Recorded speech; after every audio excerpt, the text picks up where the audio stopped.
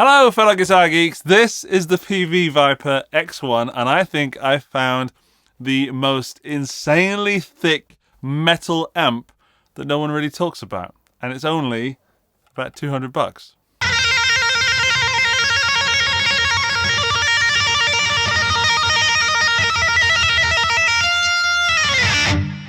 I'm not very good at dialing in metal tones, and I really enjoy playing high gain stuff. This is in dropped C, and I just love playing that high gain things that maybe I'm not so skilled at engineering from the guitar point. I just want to play those thick chords and rhythm away.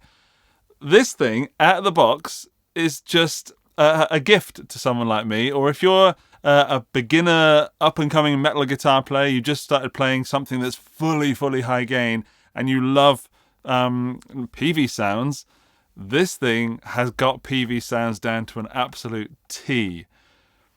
The other sounds, not so much. This is not a perfect amplifier. It's far from being perfect, but what it has got, it does really well. It's only 20 watts, but it is super loud, and I'm only on like a quarter volume. And if I turned it up maximum, I think it would compete with a drummer fairly easily. And if the X1 isn't everything you need, then there's the X2 and the X3, which I will talk about in a little bit. However, this thing is lightweight, it's a modeling amp, it's got built-in effects, it's got a built-in tuner. And as I may have already said, I think it's absolutely the best newcomer budget metal amp that you can buy. It just out of the box sounds so much fun, and it's the price of a relatively affordable middle ground overdrive pedal, $200 or 250 euros. It's the same story that when I did the Vox Cambridge 50. That's got a great Vox AC30 sound, and the other sounds are okay, but it's worth it for that AC30 sound. This has got several Peavey models inside it, and it's absolutely worth it for those models.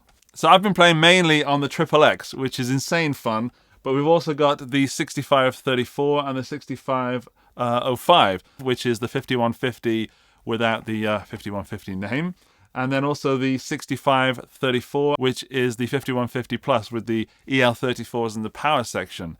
Let's hold that button down, and let's see how good this tuner is.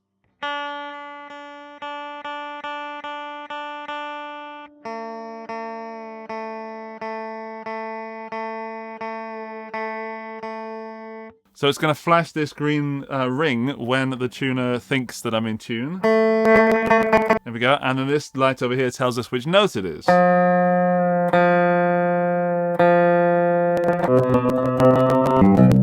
That's in tune.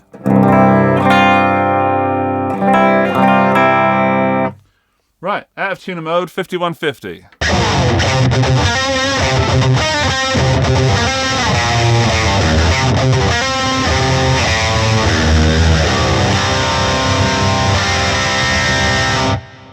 Let's do the same with the 5150 plus, the 6534.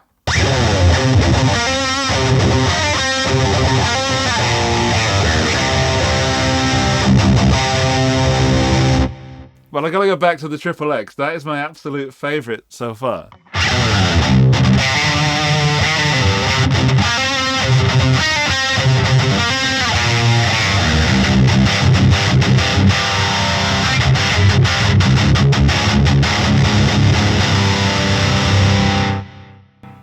So, there are many modelling amps available, and certainly every company that makes one is trying to get your money to convince you to buy their amp, their version of the affordable amplifier. This one, if you're into high gain, absolutely, no doubt. I've played many. I've played the Boss Katana, which is a great all-round amp. A much better all-round amp than this is. However, for high gain, I think this one out of the box is the winner. This is superior to the Boss Katana out of the box. I think with some tweaking and lots of parameters doing stuff and the Boss Tone Studio, you can get some amazing and possibly better tones than the Peavey Vypyr X1. However, if you don't want to plug into your computer and you don't want to fiddle around with mice and mouses and keyboards and stuff, and you just want to dial something in, I had a better and more fun experience with this out of the box than I did with the Boss Katana. What else have we got? We've got the Line 6 Spider and now the Catalyst. Again, this is better out of the box. What else? We've got the Marshall Code. That's just a big pile of doo-doo all around. There's the Cambridge 50, as I said, from Vox. That's a great AC30. Not much excites me about that amp apart from that, but honestly, that's enough about that amp.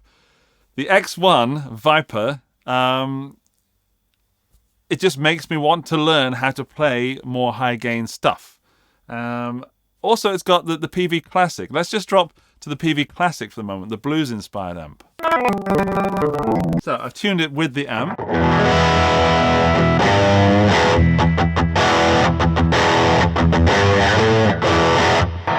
Still a lot of gain there.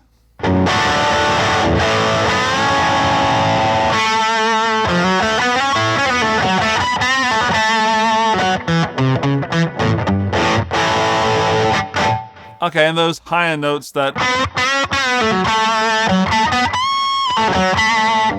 There it kind of gives away that it's a modeling amp, but until I did that, until I was doing the chords to the single notes, it sounded all right. Just, again, really, really high gain. Oh, I had the gain all the way up. Whoops. Let me try that again.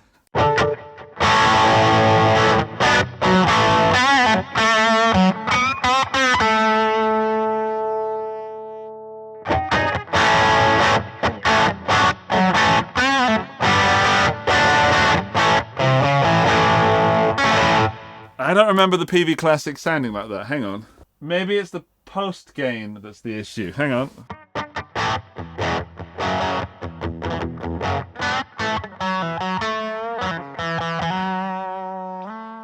Yeah, that kind of proves the point I'm trying to make, that this is the best entry-level high-gain amp you can get, but it does other stuff that is not so good. So let's quickly just go on, like the Twin.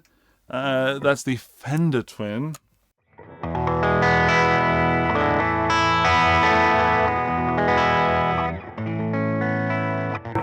Is it?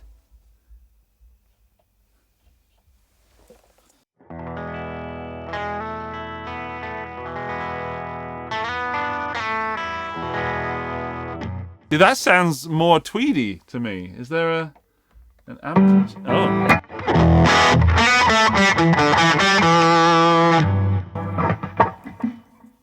Maybe that isn't the Fender Twin. Maybe that's on me.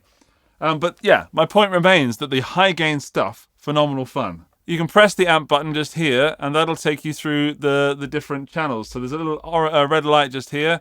Press that. Now it's green, and now it's orange. So let's try the orange channel.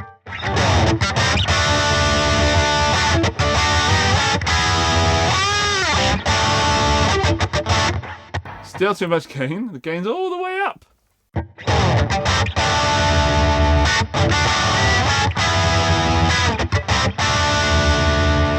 It has that crispiness. That's...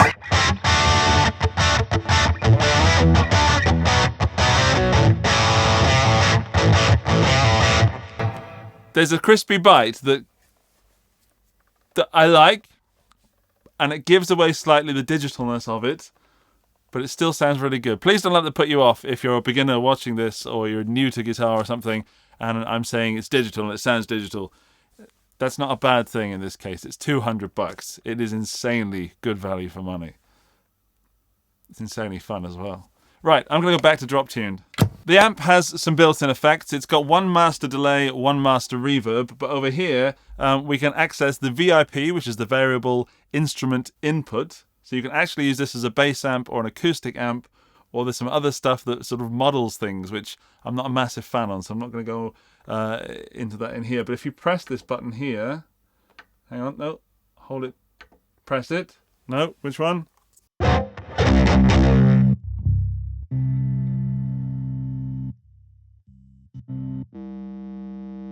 Slap synth.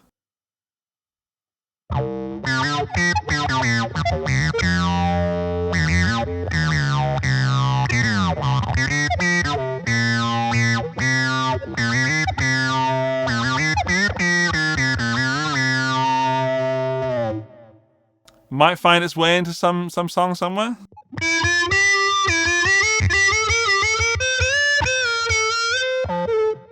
Otherwise, it's just fun.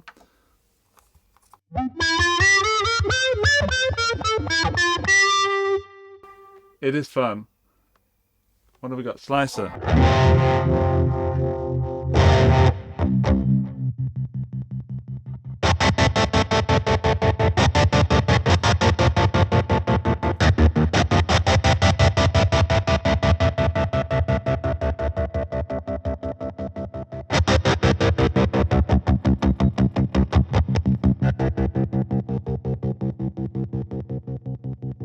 I don't know how you change the tempo of that. There should be a way to change the tempo unless it's set and you have a fast one and a slow one, which is kind of to be expected at this price, but a bit of a shame.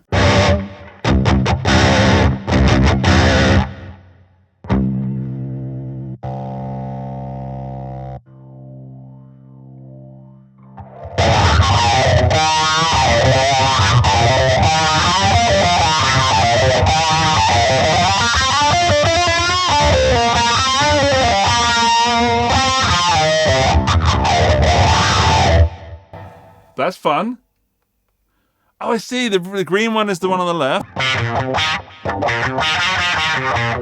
And the red one is the effect on the right. Okay, so that's the wah. Then we should have octave.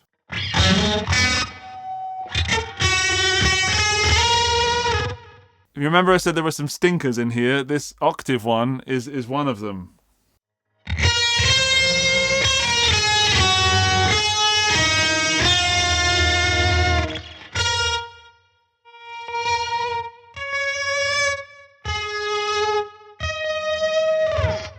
I mean, you can get some fun out of it, but it's certainly not usable as an octave, in my opinion. What's that one? Pitch. Pitch?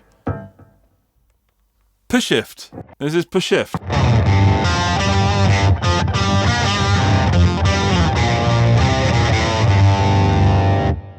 That is dark and doomy. What else? I said I wasn't going to go all through these, so I'm not. But the main point is this amp has effects built in that you can use some of them, and some of them I think are unusable, and it's up to you to decide which one of those fits in which categories. However, it's $200. It does the Peavey sounds fantastically. I did mention that it does bass also, so let's just throw a bass through it. Okay, firstly, does it tune the bass? Yes, it does, and it's in fact done it really, really well. That's one of the easiest bass tuners I've ever used, because some guitar-based tuners don't always tune bass. Let's stick it on a bass amp. Let's turn the effects off, actually. Bypass, and then bass amp. We'll put it on a Trace Elliott bass amp.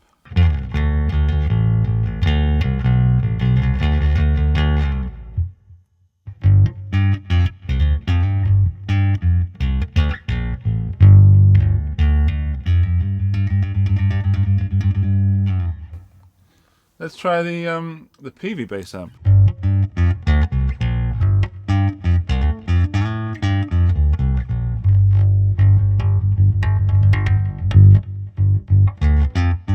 It could do with compression because the big notes are really jumping out a little bit. A little, but generally speaking, as a practice bass amp, it works.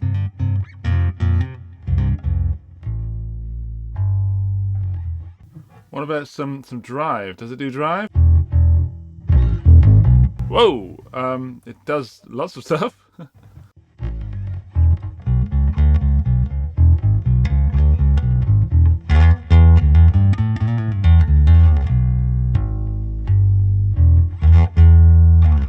There's a tiny bit of rattling there, but I think that just needs something tightening up on a screw or something. But yeah, perfectly acceptable practice bass amp. It doesn't flub out in the slightest.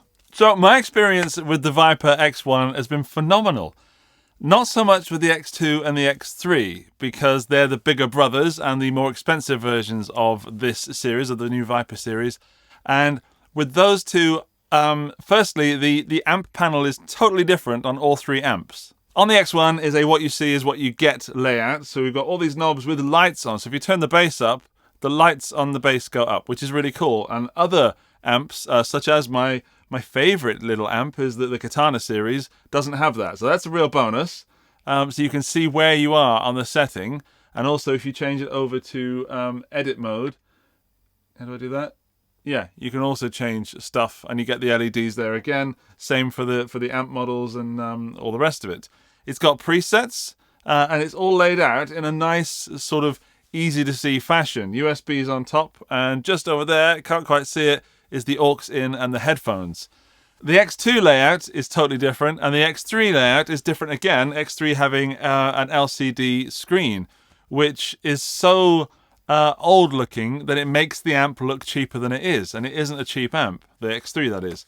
So I did actually try out the X1, X2 and X3, and I sent the X2 and the X3 back because I didn't think they gave you a good bang for your buck, because there are some inherent problems with the entire series. However, the X1 gets away with it because of the price. Basically, the X1 is the smallest of the series, but you get most of the features in that, and then the X2 and X3 are just bigger, generally speaking. There are some other changes. So I don't think the X2 and X3 are good investments because of their size and their price. I think there are better amps. I think that's when the Katana comes into its own, and if you really want to upgrade from a small amp, then the Katana is a better amp compared to the X2 and the X3. However, if you just want those Peavey sounds and that high gain stuff, and you're new to amps and you need to see what's going on, this is a brilliant amp just for those Peavey sounds. It's worth $200 just for the 𝗨𝗏𝗏𝗏, the 6505 and the 6534. Yeah, the effects are usable, most of them. Some of them are stinkers, but generally speaking, $200 is kind of acceptable to have some stinkage in there. Also, I think Peavey's marketing could be a little bit more transparent, a little improved, because, for example, Peavey is saying the X1 or the X series, the Vypyr series, sorry, has 36 amp models, where in fact it has 12 amp models, each with 3 channels.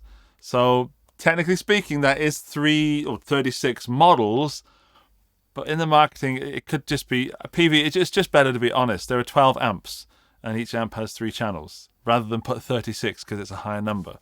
I don't like that you did that. All of the X series Vypyrs have a USB socket, so you can use it as an audio interface to record directly to your Mac or PC. And you can use it with the Peavey editing software to edit or deeper edit the settings. However, this is one of the worst parts of the amp. I'm not going to show it to you because it is such a pain in the neck, but I could not get it to connect to my Mac, my studio Mac. I eventually got it to connect with an old PC I had, and eventually got it to connect to my new M1 MacBook Air. However, that software has not been updated properly since 2013, which is 9 years, and it looks like it's from CompuServe in the 90s. It is some of the worst looking software I've ever used. It just isn't user-friendly. It didn't load up for me several times, which is why, again, I can't recommend the X2 and X3 because it's just too much money to put it into something that doesn't perform as well as it should. And Peavey, you really, really, really should be updating that software so it at least looks like it's modern and is a little bit more user-friendly. And there's things like, it says for the built-in effects, P1 and P2, as in parameter 1 and parameter 2. But to find out what parameter 1 and parameter 2 are, you have to go to the manual, because it doesn't say in the software, but is it drive, is it level, is it tone? It doesn't say. It does say in the manual. So that's why, yet again, the X1, phenomenal, because it sounds great on those high gains and it's $200. But don't use the editing software. It's just not worth it. It's not worth the hassle. So to summarize, the Peavey Vypyr X1 really excites me, and I have a lot of fun with this amp for $200. This is why I can't recommend the X2 and the X3. There's just too much money and not enough return for what you've spent. I don't think these are real band amps. There's too much missing. That being said, this, if you want high gain stuff, and if you look at all the history and all the stories of how much Peavey have been involved with the metal scene, then if you love those tones, or if you're a beginner that doesn't want to fiddle around with much and just instantly play out the box, this X1 is the best high gain practice amp I've ever played. Really. There's some downsides. Some of the effects stink. Some of the amp models stink. There's a 12-string mode in there that just isn't good at all. It's laughably bad. However, I really think Peavey should be marketing this as a Peavey modeling amp with trans-tube technology, and then cut out all the extra things. Stop telling people there's 36 amp models. Just do, if you want Peavey digital modeled and sounding good out of the box, this is the amp, because that's what it does, and it does it extremely well. Okay, that's it. This has been a really fun video to make, because not only is metal not my wheelhouse, but I really enjoy playing it. It's been hard for me to try and get across the fact that I think this is a great amp, even though 50% of it is really stinky. Does that make sense? I hope that makes sense. So if you're in the market for something high gain, I've said it 100 times in this video, check out the Peavey Vypyr X1, but not the X2 and X3. Too much moolah. It's the end of the video club. Congratulations. To prove that you are a member of this prestigious elite, when you leave a comment telling me if you are interested at all in the Peavey Vypyr X1 or the X2 and X3 and you're going to ignore everything I've said, then please also include the phrase chugalicious. And that'll let me know that you watched this part of the video and helps YouTube algorithm stuff as well. And it's a bit of fun, puts a smile in your day, I hope. Thank you very much for watching. Thank you to Peavey for sending this out. And there are videos over there. There's a subscribe button down there if you want more from me in the future. I will see you very, very soon. Keep it guitar. Keep it geeky. Bye-bye.